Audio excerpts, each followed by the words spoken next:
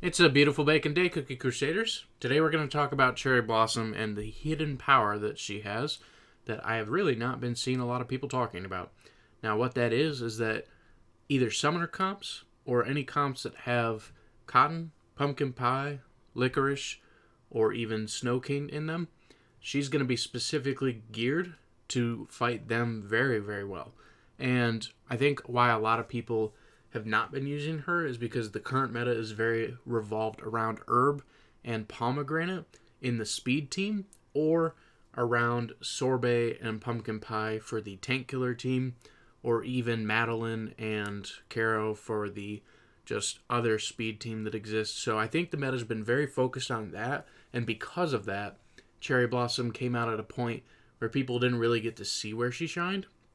So in this instance, some of the old meta teams that have been running still are like Sea Fairy and Frost Queen as the mids. Cotton is one of the attack buffs or the healers in the back.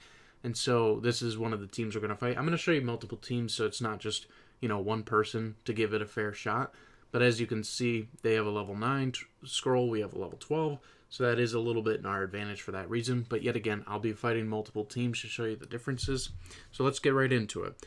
The toppings, real quick, I'm running apple jellies on dark cacao, on cherry blossom, and I was considering running it on Sea Fairy, but because I don't really have a focused team on protecting Sea Fairy, I'm debating on running the almonds for defense for this round. So we can try both. We can see which works out because we're running the scythe, so we'll get that critical hit almost guaranteed because of the high crit percentages that we have on our cookies.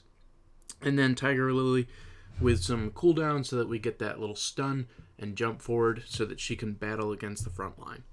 So here we go. We're going to battle this first team. And as you can see, we have Strawberry Crepe and Cacao on their front line. So that's a really good defensive line. Tiger Lily's going to jump forward. Cherry Blossom's going to hit their whole row. Since Cotton Sheep are out, we're going to get a huge amount of stacks. As you can see, 8 on our team. So we're not getting the full amount of stacks right away because there's not enough enemies to hit, but we're getting a huge buff. Not as high as Eclair, of course, but Eclair is actually more squishy than Cherry Blossom is. So that is something interesting that I found, and here is the results. Almost on par with Sea Fairy's damage when we're running Almonds. So Almonds was just there to keep her well and alive. So if we switch that, and we're going to do that right now, we're going to switch that to critical damage so that we have a much bigger output from Sea Fairy so that it's a really good comparison because they are both dishing out quite heavy power. We're going to be pushing forward and we get that stun, the freeze, and then we get to hit the line. So their setup is great because they get to stun and freeze us before Cherry Blossom even gets to go off. But that does mean that the sheep are guaranteed out so that we have full target advantage when our skill goes off from Cherry Blossom. And so even with critical toppings here, we did pretty well. Our entire team survived. In fairness, they have 3 level treasures down, so that is something to consider. We still did great damage, still pretty on par on everything. And this is not your optimal team build. Like when you're looking at Tiger Lily and Cherry Blossom and Cotton, you're like, where's the synergy? I don't really see it. And that's fair. We could probably build it better. But I really wanted to showcase specifically Cherry Blossom, so I didn't want to overpower the team with other builds that are meta and, something you see all the time, because you've already seen it all. You already know those teams, so I didn't want to cover those teams. So here we're going to fight someone with a level 10 scroll and a level 12 monocle. So that means they've got good healing, and they've got Eclair this time, so that means they can cast the weakness on us. So this might be more in their favor of the fight, but let's find out. So we're going to send our team in. We don't have the freeze against us, so we get our hits right away. We get the stack buffs. Their health bar just absolutely melts. Cacao, Blossom, Sea Fairy, just pulling big damage against them. Absolutely big damage. And so I love the unexpected amount of power because by now, Eclair would have been either targeted or destroyed or attacked from the mid lines.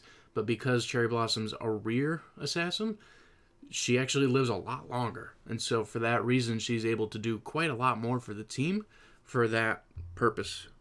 And everyone did great here. They had more healing, So the shields gave them time to heal, and we had more time to deal more damage. And you can see the damage received.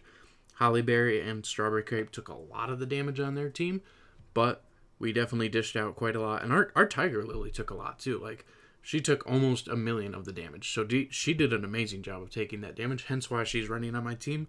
Plus, I love the costume that I got for her. I unlocked it like a day ago. It's one of my favorite costumes. I think it's so cute. But we're going to go ahead and run at least 2 more battles. So this one's an 11 scroll, level 11, and a level 10 robes. Why they're running robes here, I don't know, because at least what I've tested, robes can only really work for specific cookies. When you run attack speed on cookies, their animation plays faster. At first I thought, oh great, more damage, more speed, faster cooldowns. It's very specific though. If you run attack speed and the cookie does not specifically utilize it, you actually put them in further risk to ruin their animation points, and they are more exposed to being attacked because they are out of animation quicker.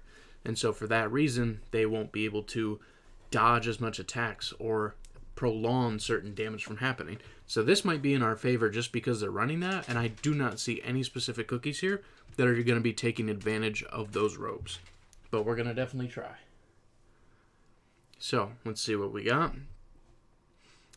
So no stuns on our side. Cherry Blossom lights up the field. Cacao hits off debuffs. We got Tiger Lily all in the battle. Cotton's going to send our sheep into the heals with some small stuns.